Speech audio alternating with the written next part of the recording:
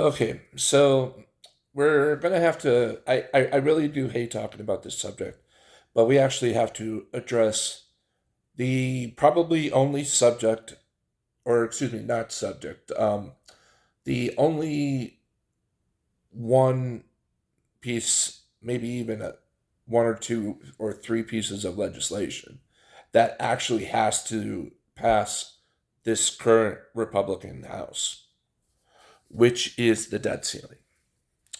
Because as you know, they are all huffing and puffing that they're going to use the debt ceiling to force monumental cuts to all these government programs and stuff like that, yada, yada, yada. Do you know that because all these government programs are so underfunded, still, you think 1.7 trillion is a lot? Well, guess what? Remember Bernie Madoff? Watch that special because the reason why Madoff was never caught is because the SEC, which is a government funded program, was always in the middle of so much government funding cuts that it just never had the personnel or the time or just the resources to go after such a complex Ponzi scheme like Madoff was running, and also most of Wall Street. So, why do you think the 2008 financial crisis happened? Because SEC wasn't equipped to handle it on purpose, and it was by design. When you have rich folks in politics, you they destroy two things: the Security Exchange Commission and the IRS, and also any other regulatory agency that could come after their money. But I know I'm kind of veering off course, but the point I was trying to make is even at $1.7 trillion, we are still not funding our government enough. And I'll save the an analysis of what government funding should really look like.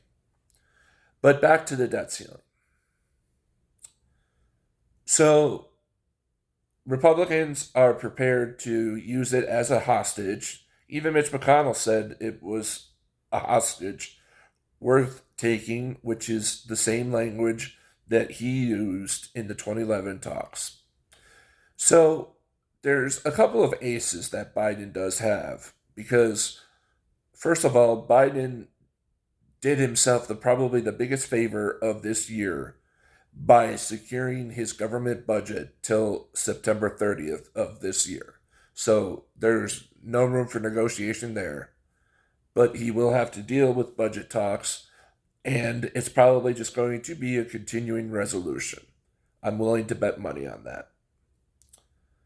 But as far as the debt ceiling, it is the most asinine subject in government. Republicans do it without hesitation.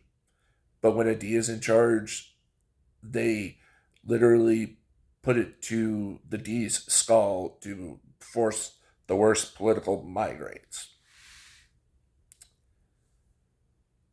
So, what can Biden do? First, there's the 14th Amendment, but that has never actually been done before. So, it's a legal maneuver that could probably be challenged in court.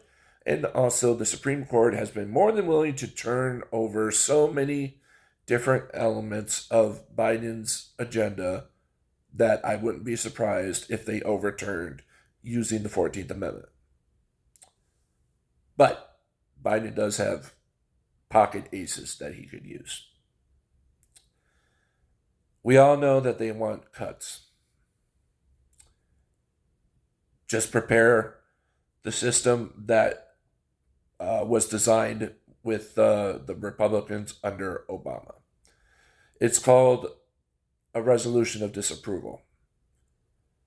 because the way it was designed back then is that the debt ceiling can be raised by the executive branch, but it would take both bodies of Congress to override it to stop it. So the Democrats have control of the Senate. They're not going to override this. And also, it does take a supermajority in both chambers. So they don't have the votes either way. So I kindly urge Biden to use his pocket aces now. Don't even bother negotiating in good faith because they're going to want unreasonable cuts.